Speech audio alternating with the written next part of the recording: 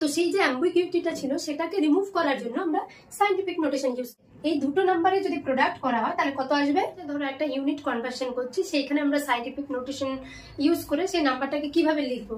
7.6 into 10⁻² করতে হবে, তাই তো? তাহলে এটা আমার সেন্টিমিটার হয়ে যাবে। এবার এইটাকে যদি আমি সেন্টিমিটার এইখান থেকে এটাকে করছি তাহলে 7.6 ইন্টু 10⁻³ কিলোমিটার, বা তুমি এখান থেকেও লিখতে পারো, নো প্রবলেম।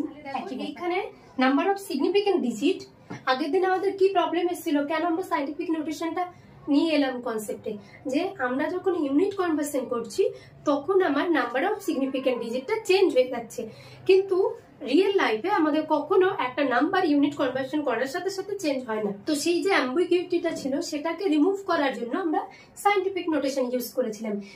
তাহলে কি হলো, এই যে রিপ্রেজেন্টেশনটা, এই রিপ্রেজেন্টেশনের মাধ্যমে আমি দেখতে পাচ্ছি আমার number of significant digit all the cases মানে সেম থাকছে, ঠিক আছে? এই দুটো নাম্বারে যদি প্রোডাক্ট করা হয় তাহলে কত আসবে? প্রথমে আমাকে এটা বলো তো, এটা কত সিগনিফিকেন্ট ডিজিট আর এটা কত সিগনিফিকেন্ট ডিজিট।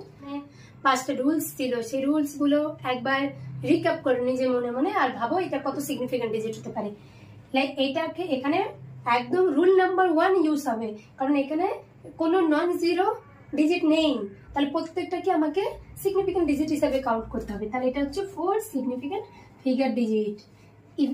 এইখানেও কোনো নন জিরো ভ্যালু নেই, সবকটাই নন জিরো। তাহলে এইখানেও তোমার একটা সংখ্যা 2 3 তিনটে সংখ্যা, তাহলে 3 সিগনিফিকেন্ট ডিজিট হবে, সিগনিফিকেন্ট ডিজিট হবে। এবার যদি একটা 4 থাকে একটা 3 থাকে, তাহলে যে আমি প্রোডাক্ট করছি তাহলে আমার যে রেজাল্টটা হবে, তোমার এত বড় একটা নাম্বার আসছে।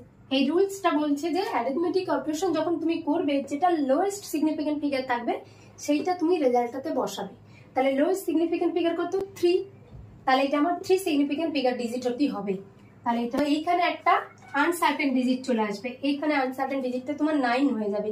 তাহলে এটা গ্রেটার দেন 5, তাহলে এইটাকে অ্যাকচুয়ালি 9 লিখতে হবে।